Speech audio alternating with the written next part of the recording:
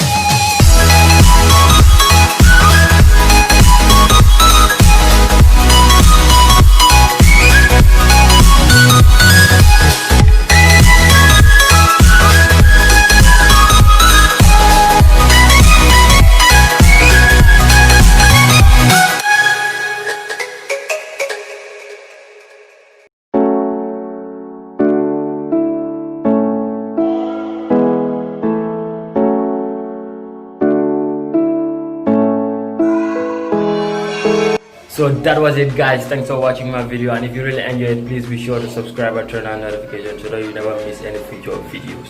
So here it is, the little mobile stand that I made. It's pretty classic and clean, so you can rotate it and you can adjust it anyhow you feel like. It's pretty, it's pretty interesting and comfortable. So if you want to see more of my videos, I will leave a link in the description box below, and I will leave the link in the end of the video so you can click it and go and watch more. So I'll see you in the next video. Peace out.